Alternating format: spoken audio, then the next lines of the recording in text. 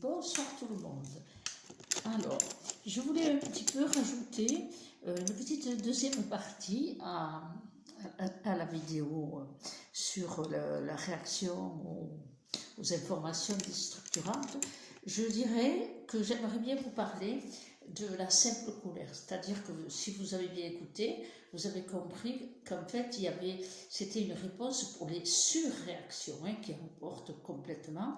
Or, il y a des situations où la colère est instantanée, immédiate, ce que j'appelle des colères immédiates. Eh bien, on part d'une gamme irritation, contrariété, colère, mini-explosion. Eh bien, c'est quand même, on ne va pas se dire, voilà, je dis zen tout le temps, c'est pas vrai, c'est pas vrai. Ça, c'était dans les surréactions parce que vous mettez en danger votre santé. J'espère que vous avez bien compris votre santé, surtout votre équilibre. Là, je parle plutôt des réactions à l'instant T, donc immédiates, c'est-à-dire que soit on vous dit quelque chose et ça vous fait surréagir, mais très peu, ou même si vous dites rien et dedans, ça boue. En fait, ces petites colères, ne les gardez pas. Quelque chose vous déplaît, il va falloir apprendre peut-être à dire stop déjà.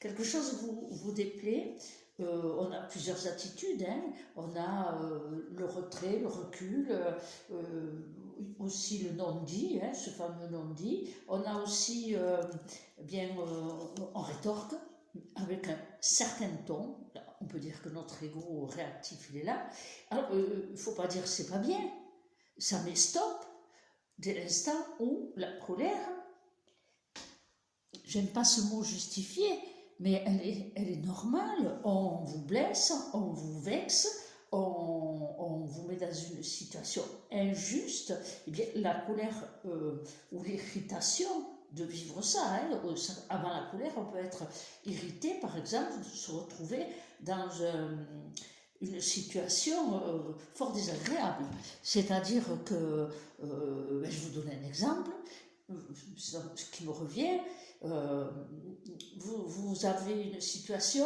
où vous voyez des personnes que vous connaissez, un couple, et il y a 5 minutes se passent, bonjour, ça va, etc. Et là, quel que soit le sujet, les voilà qui s'engueulent, quoi. Enfin, ils créent une scène entre eux en plus. Donc vous vous retrouvez au milieu, totalement hors sujet pour vous, puisque c'est leur histoire. Vraiment, parfois pas grand-chose, mais il y a des situations où les personnes à croire qu'ils aiment ça et qu'il leur faut des spectateurs. Donc, ça vous irrite, ça vous contrarie, ça vous énerve, ça vous met aussi, selon votre sensibilité, un stress, une angoisse, ça réveille peut-être des souvenirs. Et là, la colère commence à s'installer, ce qui est normal, c'est un processus normal. Eh bien, sachez dire stop. Voilà. Vous pouvez arrêter. Alors, c'est une colère, vous pouvez l'exprimer dans le ton, bien sûr, bon, mais stop, sachez faire cela, stop. Là, si vous êtes venu pour que... moi, j'ai pas envie de vivre ça. Alors, je préfère partir. Si vous êtes chez eux, c'est le mieux. Si vous êtes extérieur ou ailleurs, vous avez la capacité de partir. Alors, ce sont des colères, je les appelle saines, des colères immédiates, parce que la situation provoque. Dès l'instant où, dès l'instant où ce n'est pas comme certaines personnes réagissent de suite, on ne peut rien dire. Donc, encore une fois, la vidéo, elle fait au ralenti, mais pas avec mon téléphone. Alors, on va rester sur le téléphone. Donc, la colère instantanée, c'est toujours dans une réaction à une excessivité ou quelque chose qui blesse, qui vexe, autant dire, excusez-moi, mais le ton que vous venez d'employer, ou ce que vous venez de dire, je ne comprends pas. Vous voyez, il n'y a pas d'agression, il n'y a pas... Mais dedans, elle est là, la colère, je ne comprends pas. Mais essayez de ne pas la libérer dans le ton immédiatement. Pourquoi? Parce qu'en face, il y aura surréaction immédiatement et ça va enclencher, et au bout du compte, malgré tout, cela aura un pouvoir sur vous parce que ça va rester toute la journée. Là, j'aurais dû lui dire ça, j'aurais dû réagir, essayer d'apprendre à dire excusez-moi,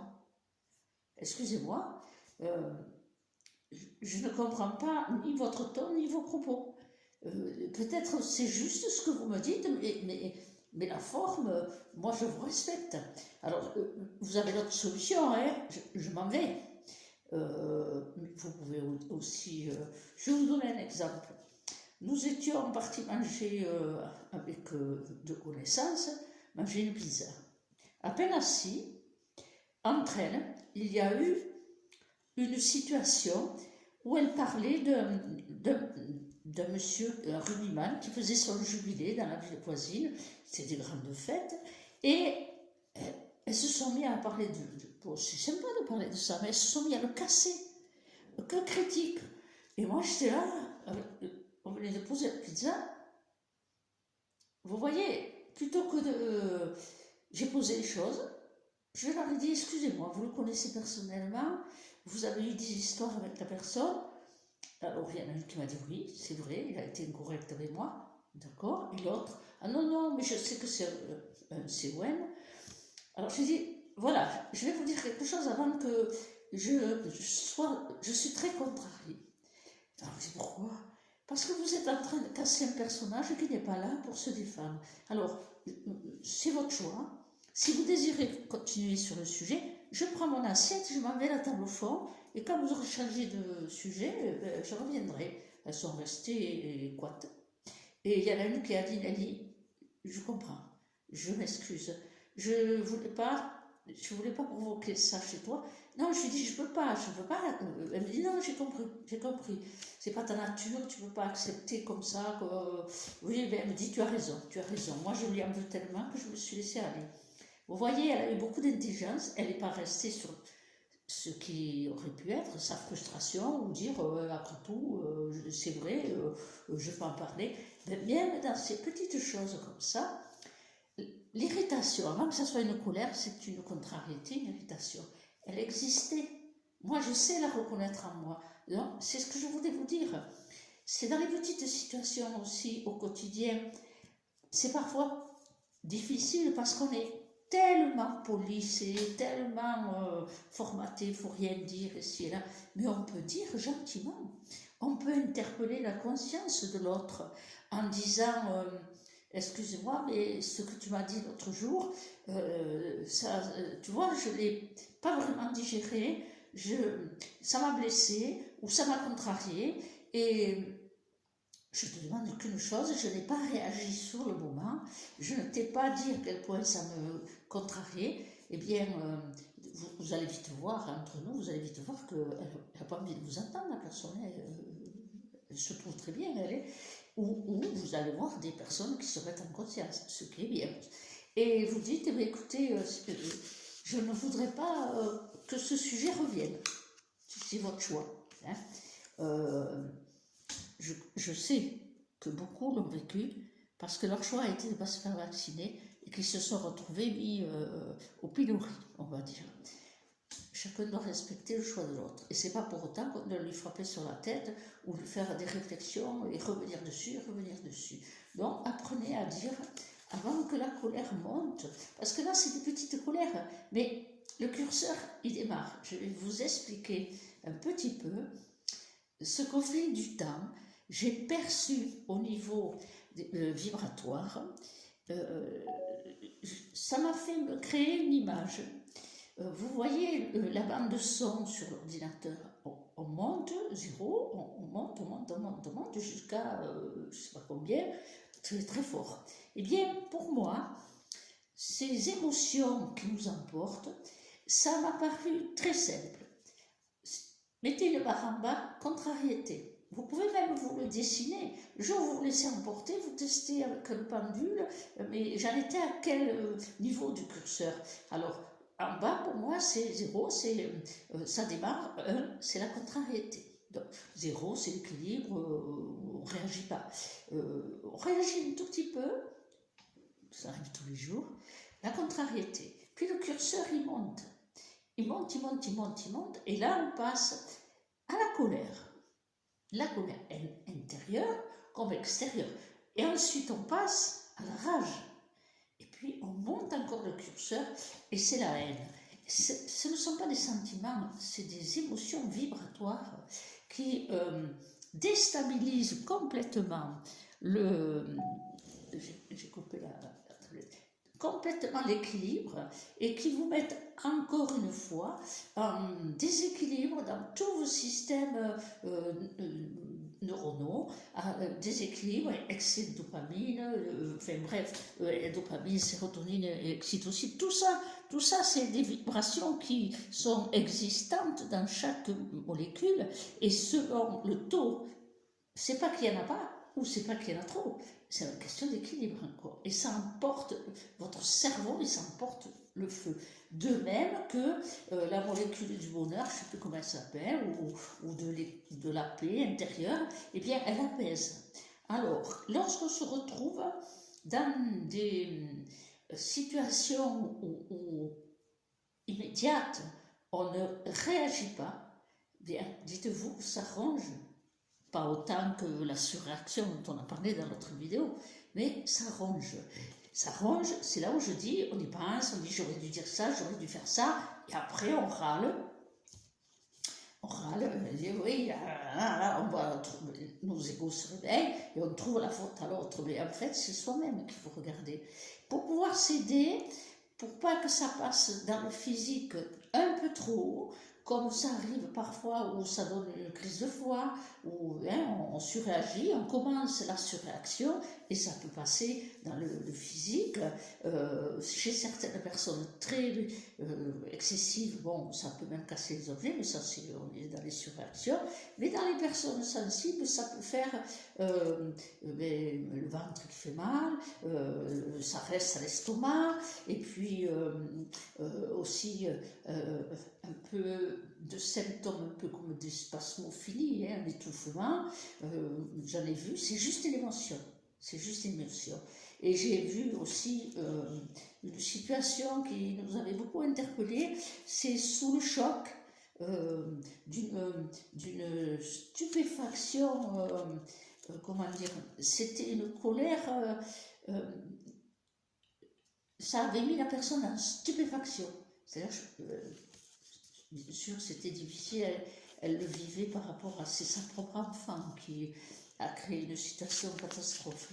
Et donc, je l'ai vu changer de couleur et devenir cire, ce que j'appelle cire, la couleur d'une bougie, enfin d'un cierge. Et là, j'ai attrapé la petite et je lui ai dit, il faut que tu regardes ce que ta mère vit là. Là, elle est très très mal. Elle n'entendait plus la mère. Son cerveau avait bugué. Et je lui ai dit, ma chérie, à la petite, regarde maman, regarde-la, il faut que tu arrêtes. Elle va se trouver mal. Et là, ça a posé le calme à tout le monde. Et la petite a pris conscience de ce qu'elle pouvait provoquer. Bon, bien sûr, il y a de l'amour, on sait passer par-dessus à nos enfants beaucoup de choses. Donc, vous voyez que parfois, les colères peuvent être aussi stupéfiantes. C'est-à-dire que la dame est restée stupéfaite. Et stupéfaite, pas dans le sens surprise, choc. Donc ce sont des chocs. Qu'est-ce qu'on peut utiliser? On peut utiliser bien sûr cette technique que je vous ai parlé dans la surréaction, mais on peut aussi utiliser, parce qu'il y a des colères silencieuses, il faut les reconnaître en soi, par exemple des colères professionnelles, ça on ne va pas exploser, on ne va pas remettre en question, c'est insoluble, si vous avez déjà un groupe de gens qui ne vous entendent pas, c'est insoluble. Eh bien il faut utiliser la respiration, pour garder son équilibre. On en avait parlé dans des précédents ateliers. Vous vous rappelez l'utilisation de garder un point fixe, de manière à ne pas vous laisser ni emporter hein, par le schéma ou par vos propres réactions. Ce sont des petites techniques simples, mais il faut les utiliser. Dans le cas d'une colère immédiate et tout à fait saine, parce que il faut qu'on sorte du schéma où on est un peu trop poli, on nous a tellement seriné, il faut rien dire, eh ben, on dit rien, voilà. On dit rien et on se mange. Donc, des petites solutions avec la respiration. Hein. Il faut que vous trouviez un rythme en vous. Quand vous êtes contrarié ou irrité et que bon, mais la citation ne permet pas toujours de dire, ou on n'a pas encore la capacité d'interpeller gentiment. Et alors, on interpelle gentiment une fois. On répète 2 fois, 3 fois. Hein. Là, on dit. Ça, il faut apprendre tout doucement. On dit poliment, mais on dit. Hein, on arrête. Donc, vous savez, rien ne vous oblige à continuer d'attendre et de ne pas réagir si vraiment ça vous choque. Mais il faut juste savoir ne pas se laisser emporter dans sa propre colère, dans sa propre irritation, dans ce qui boue là. Hein, on est humain, hein, on n'est pas dans le pays des bisounours. Hein. Il y a eu toute une région, je ne dirais pas laquelle, hein, parce que les pauvres, ce serait malvenu, mais c'était une catastrophe, quoi. Ben, je vous en ai parlé. C'était je vois Dieu en l'autre, ou je ne vous en ai pas parlé, je ne sais plus, mais voilà, l'incorrection, c'est non, mais je vois Dieu en l'autre. Je dis, qu'est-ce que c'est cette chose? J'ai trouvé très malsain de ne pas poser sa colère dans sa conscience et de trouver le moyen de dire la chose poliment et fermement. Et toute une région qui, face à des incorrections comme ça, ils avaient pris l'habitude. Alors ça doit être, je sais pas, un enseignement quelconque, je sais pas d'où il sortait. Je vois Dieu en l'autre, oui, oui, bien sûr. Alors on va jusqu'où là? Bien sûr que l'autre, on le voit dans son âme, il n'y a pas de problème, mais dans son comportement, il est responsable. Non, il me semble. Hein. Et ça n'empêche pas de prier pour son âme, hein, qu'il se réveille, hein, qu'il se rende compte du mal qu'il fait. Donc là, on en revient au sens du pardon. On avait fait un atelier en Alsace et ils étaient pris tous dans le pardon, savoir dire le pardon, oui, c'est d'accord. Alors je leur ai dit, écoutez, moi ça me pose un problème, votre notion du pardon telle que vous la dites. Alors, je vais en choquer peut-être quelques-uns, mais ça ne fait rien, je le dis. Oui, par le don, je veux bien, il n'y a pas de souci. Au niveau de l'âme de la personne, il y a tous les pardons du monde. Tous les pardons du monde. Mais au niveau terrestre, la personne est responsable.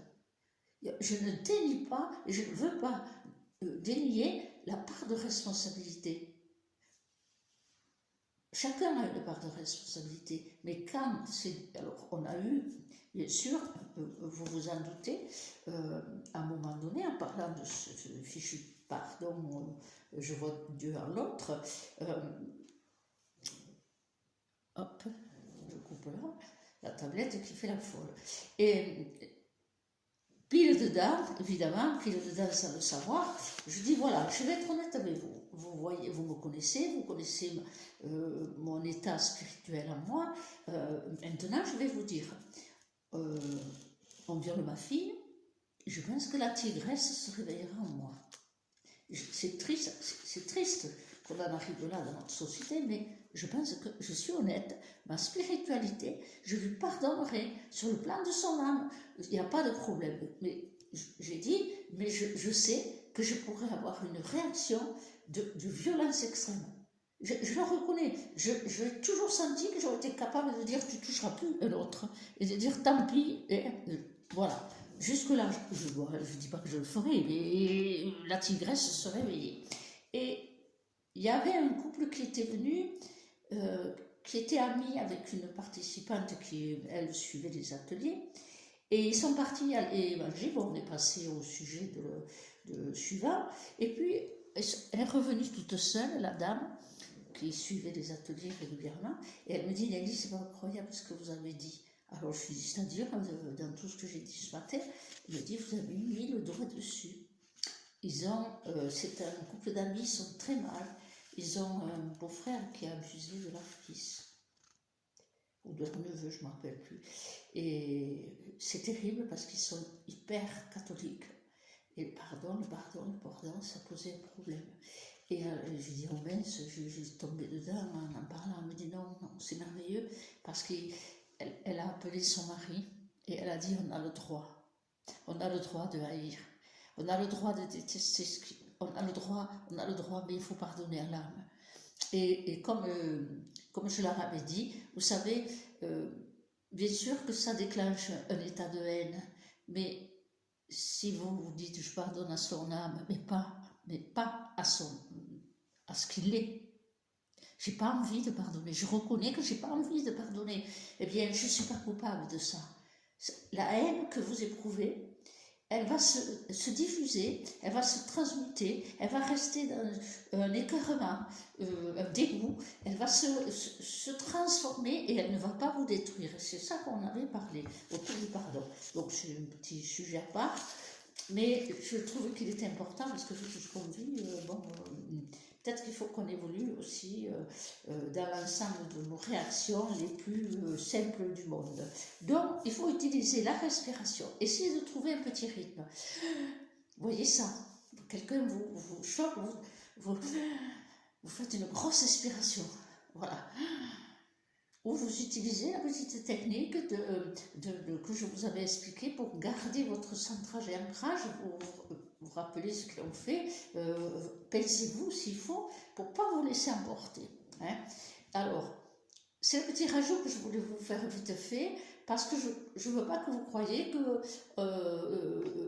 voilà, il faut être toujours... Non, oui, Dieu est amour, il n'y a pas de souci, Dieu est grand, mais nous sommes humains, hein, et la colère, mais il faut qu'elle soit, comment dire, elle soit provoquée par quelque chose, alors que vous avez des gens, et hélas, j'en connais, hein, tous les gens en colère, c'est incroyable. Il pleut, c'est une catastrophe. Voilà, le sable, ça mouille, le sable, ça, il y en a partout, l'eau, ça mouille, le lait a débordé, mais bref, tout est sujet de colère. Mais c'est des colères, c'est-à-dire qu'ils ont leur système vibratoire qui est constamment dans la contrariété. Et ils n'acceptent pas la vie telle qu'elle se présente devant eux. Alors plus ils râlent, et bien plus ça empire, et ils bouffent leurs cellules. Physiquement, ils s'autodétruisent. Alors, des colères, il y en a, et on fait tomber la cuillère, elle sort du pot de confiture, elle fait tomber. Alors, quelle est la solution pour diminuer ce taux? C'est le rire. C'est rire de soi. C'est se moquer. On râle 5 minutes, j'avais pas fermé le couvercle. En plus, c'est vous qui l'avez pas fermé, donc vous ne pouvez pas engueuler quelqu'un d'autre. Hein, du pot de confiture. Vous voyez, eh bien, il faut rire de soi. Alors, comment rire de soi? Lorsque vous vous retrouvez en train de râler, et bien vous montez encore plus loin, parce qu'à un moment donné, vous allez rire de vous, de la grimace que vous faites. C'est des petites techniques toutes simples, évidemment. Si c'est vous qui vous provoquez des tas d'irritation parce que vous avez échappé quelque chose, parce que vous ne savez plus où vous avez rangé un truc, enfin bref, des petites choses du quotidien, c'est là qu'il faut s'amuser à se corriger soi-même dans le mouvement, hein, c'est-à-dire je râle, moi, ça m'est arrivé, il ne faut pas croire, ça m'arrive encore et ça m'arrivera, mais voilà, j'ai dit ça, j'en ai marre, et bien voilà, puis au bout d'un moment j'exagère, enfin en général je demande à mon mari, il trouve, mais je ris de moi, et en riant de soi, eh bien on dissout, ça fait comme si, vous savez, je vais vous donner l'image, un morceau de sucre, il n'est pas plus simple qu'un morceau de sucre. Vous rayez votre main, vous faites une belle cicatrice, vous le mettez dans l'eau, il se dissout, c'est pareil. C'est un état de conscience.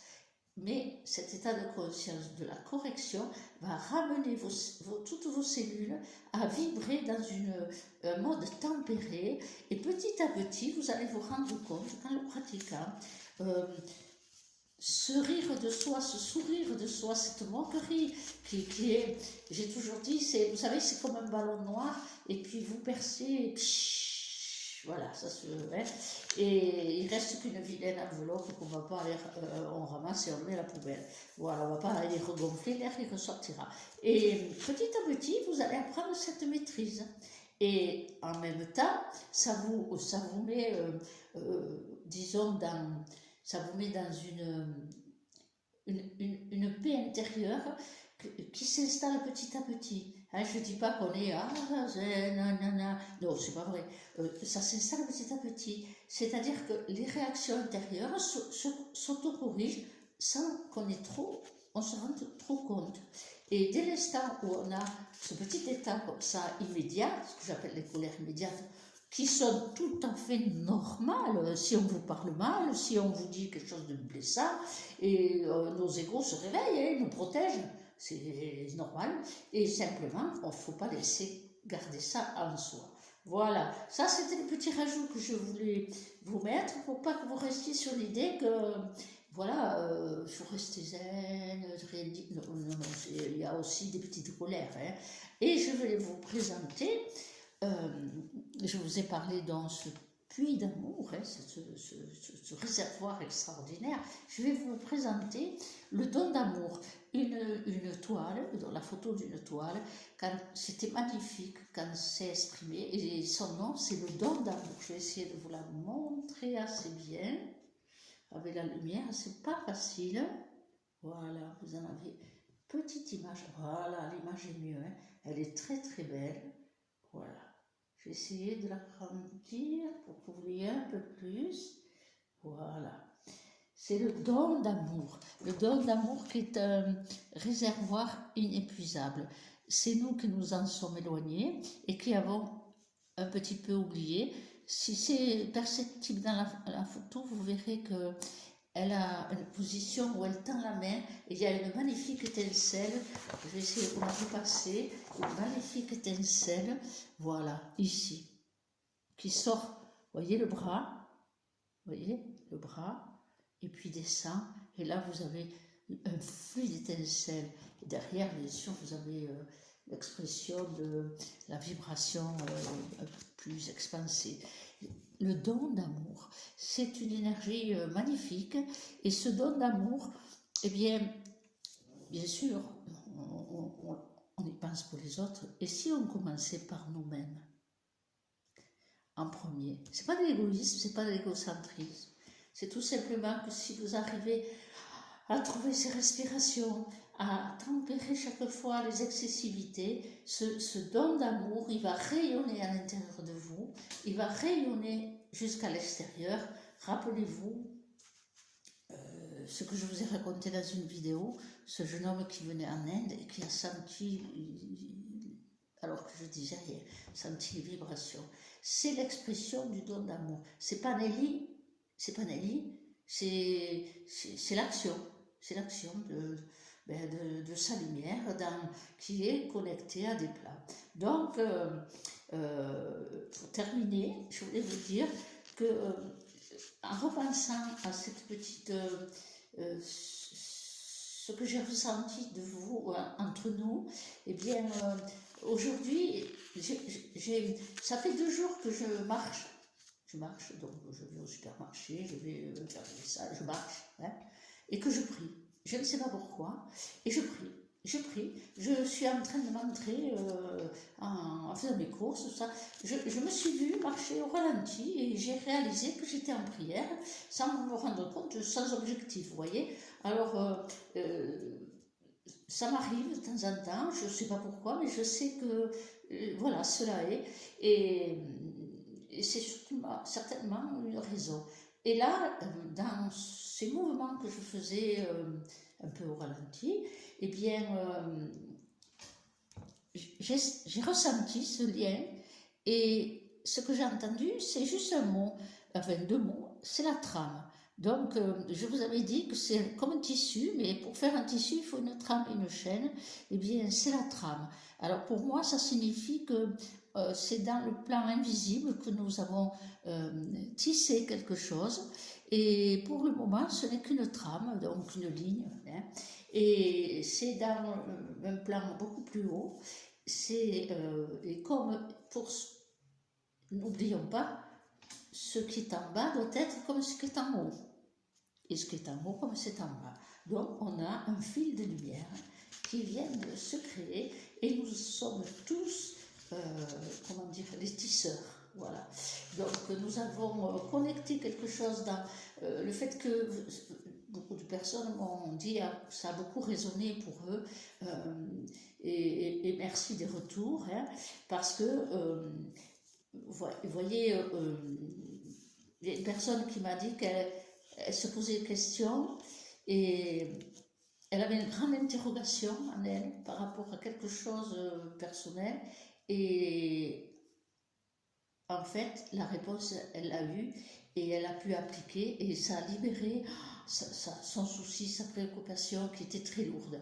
Donc chacun de vous a fait Eureka, tilt. Hein, ça touchait, beaucoup m'ont dit qu'ils appréciaient que ça soit si simple, mais c'est simple, c'est ça qui est terrible, c'est simple. Moi j'admire tous ces enseignants qui ont des mots à 4 syllabes.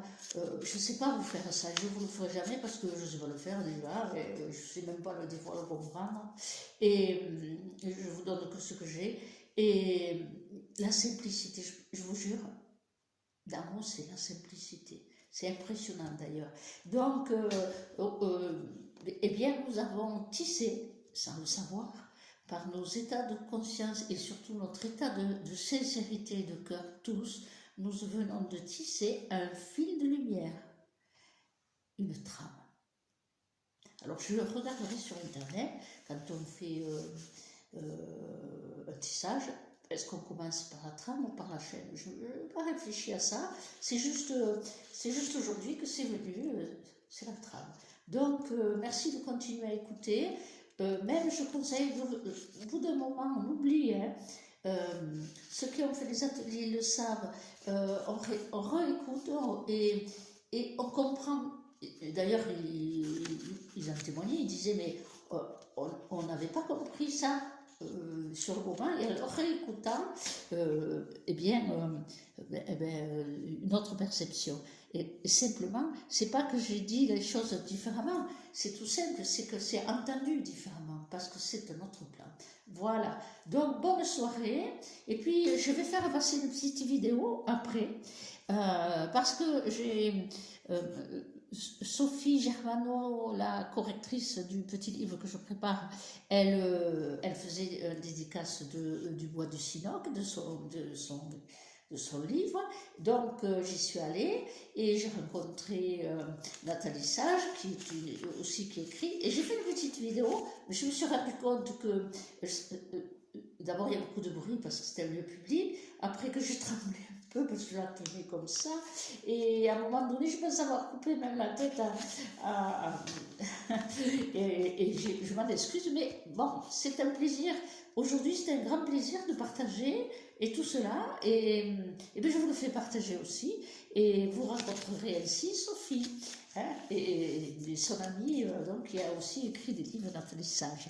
Voilà, je vous dis bonne soirée et je mets la petite vidéo mal faite, mais avec beaucoup d'intention de cœur.